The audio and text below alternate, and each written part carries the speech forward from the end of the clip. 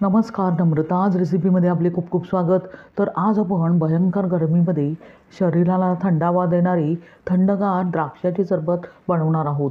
सध्या बाजारात द्राक्षे भरपूर प्रमाणात उपलब्ध आहेत. कधीकधी आपण जास्त प्रमाणात द्राक्षे आणली असतील तर खायचा कंटाळा येतो, तेव्हा अशा प्रकारे सरबत बनवून ठेवले तर आयत्या वेळी प्यायला मिळते. हे सिरप 6 महिने आरामात टिकते. शिवाय जास्त जिन्नसही इथे लागत नाही. घरगुती साहित्यात हे सरबत तयार होते. रेसिपी नेहमीप्रमाणे साधी, सोपी, सुटसुटीत तर आहेच. तेव्हा व्हिडिओ अगदी शेवटपर्यंत पहा. आणि रेसिपी जर आवडलीच तर नम्रताज रेसिपीला सबस्क्राईब करा. अगदी निःशुल्क आहे. आणि सोबतचे बेल आयकॉनवर क्लिक करा, म्हणजे मी जे नवनवीन व्हिडिओ बनवेन त्याचे नोटिफिकेशन तुमच्यापर्यंत पोहोचेल. लाईक करा आणि आपल्या मित्रमैत्रिणींना शेअर करा.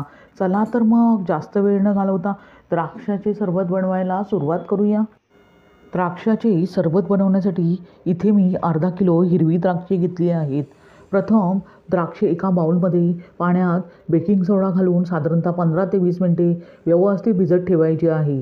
त्यानंतर 3 ते 4 वेळा स्वच्छ पाण्याने धुवून त्यातील पाणी पूर्णपणे निथळून घ्यायचे आहे. अशा प्रकारे बेकिंग सोड्याच्या पाण्यात जर द्राक्षे भिजत ठेवली तर त्यावरील जे पेस्टिसाइड्स असतात आणि धूळ असते ती पूर्णपणे निघून जाते. आता ती आपण अशा प्रकारे काढून घेऊया. आपण पाहू शकता मी सर्व द्राक्षे कडापासून अशा प्रकारे वेगळी करून घेतली आहेत. आता लगेचच त्याचा ज्यूस बनवून घेऊया. त्यासाठी इथे मी मिक्सरचे भांडे घेतले आहे. त्यात सर्व द्राक्षे घालूया आणि पाण्याचा वापर अजिबात न करता मिक्सरच्या भांड्याचे झाकण लावून ज्यूस बनवून घेऊया. त्यानंतर इथे मी बाउलवर एक गाळणी ठेवली आहे. आपल्याला द्राक्षाचा ज्यूस अगदी व्यवस्थित गाळून घ्यायचा आहे. आपण पाहू शकता मी द्राक्षाचा ज्यूस अगदी व्यवस्थितपणे बनवून घेतला आहे. लगेचच तो आपण गाळून घेऊया.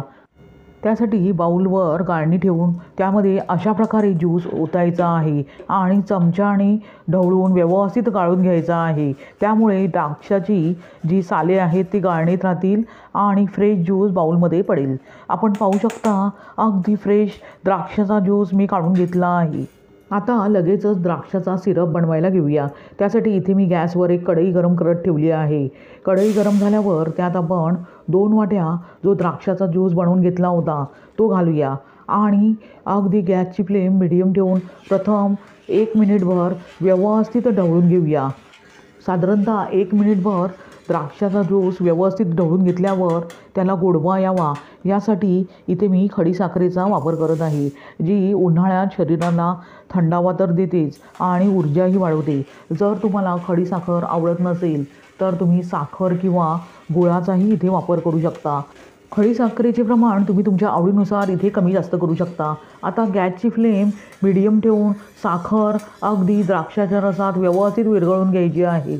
साधारणतः 2 ते 3 मिनिटानंतर आपण पाहू शकता खडीसाखर द्राक्षाच्या रसात अगदी पूर्णपणे विरघळली आहे आणि मिश्रणावर फेसही आला आहे. हा फेस पूर्णपणे जाऊन मिश्रण ट्रान्सपरंट होईस्तोवर हे मिश्रण व्यवस्थित शिजवून घ्यायचे आहे. त्यामुळे सिरप टिकायला मदत होते. साधारणतः 2 मिनिटानंतर आपण पाहू शकता मिश्रण थोडेसे घट्टसर झाले आहे. आता ह्या स्टेजमध्ये त्यात आपण चिमूटभर खायचा हिरवा रंग घालूया. त्यामुळे आपल्या सिरपला रंगही सुरेख येईल. जर तुम्हाला हिरवा रंग इथे वापरायचा नसेल तर तुम्ही स्किप करू शकता. आता हिरवा रंग मिश्रणात घातल्यावर पुन्हा चमच्याने अगदी सतत ढवळत राहून सिरप एकजीव करत राहायचे आहे. साधारणतः 2 ते 3 मिनिटानंतर आपण पाहू शकता मिश्रण दाटसर झाले आहे आणि मिश्रणाला रंगही सुरेख आला आहे आणि मिश्रण थोडेसे ट्रान्सपरंटही झाले आहे. आता अशा प्रकारे बोटावर मिश्रण घेऊन जर एक तार येत असेल तर समजावे सिरप तयार झाला आहे. पण अजून मी साधारणतः 1 ते 2 मिनिटे हा सिरप व्यवस्थित शिजवून घेत आहे. साधारणतः 2 मिनिटानंतर अशा प्रकारे मिश्रण थोडेसे घट्टसर आणि ट्रान्सपरंट झाल्यावर बोटाने एक जर तार येत असेल तर समजावे सिरप पूर्णपणे तयार झाला आहे. आता लगेचच गॅस बंद करूया आणि सिरप थंड करून घेऊया. आपण पाहू शकता सिरप थंड झाल्यावर अजून घट्टसर झाला आहे. आता त्यात आपण 2 लिंबाचा रस घालूया आणि सिरप अगदी व्यवस्थित एकजीव करून घेऊया. त्यामुळे आपल्या सिरपला चवही चांगली येईल आणि सिरप टिकण्यास मदतही होईल. आता अशा प्रकारे चमच्याने सिरप व्यवस्थित एकजीव करून घ्यायचे आहे, म्हणजे लिंबाचा रस पूर्णपणे त्यामध्ये एकजीव होईल. आपण पाहू शकता लिंबाचा रस पूर्णपणे सिरपमध्ये एकजीव झाला आहे. लगेचच ते आपण एका भांड्यात काढून घेऊया.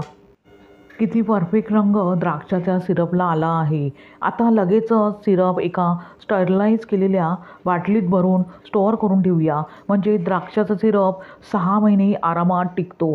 त्यानंतर इथे मी 2 ग्लास घेतले आहेत. आता त्यात आवश्यकतेनुसार द्राक्षाचा सिरप घालूया आणि त्यामध्ये थंड पाणी घालून एकजीव करून घेऊया. त्यानंतर त्यात आवश्यकतेनुसार आईस क्यूबही घालूया आणि थंडगार असे द्राक्षाचे सरबत सर्व करूया. अशा प्रकारे तयार झाले उन्हाळ्यात शरीराला थंडावा देणारे थंडगार असे द्राक्षाचे सरबत. हे द्राक्षाचे सरबत प्यायल्यावर लगेचच ऊर्जाही मिळते आणि शरीरात थंडावाही येतो. हा सिरप तुम्ही कोणत्याही प्रकारच्या फालुद्याच्या टॉपिंगवर किंवा कोणत्याही प्रकारच्या केकच्या टॉपिंगवर वापरू शकता. अगदी घरच्या घरी हा कमी साहित्यात सिरप तयार होतो आणि 6 महिने तर आरामात टिकतो. तुम्ही अशाच प्रकारे द्राक्षाचा सिरप बनवून त्याचे सरबत बनवून आस्वाद घेऊ शकता. तुम्हाला ही रेसिपी कशी वाटली ते कमेंट करून सांगा आणि रेसिपी जर आवडलीच तर नम्रताज रेसिपीला सबस्क्राईब करा. अगदी निःशुल्क आहे. लाईक करा आणि आपल्या मित्रमैत्रिणींना शेअर करा. पुन्हा भेटूया अशा थंडगार रेसिपीसह. धन्यवाद. श्री स्वामी समर्थ.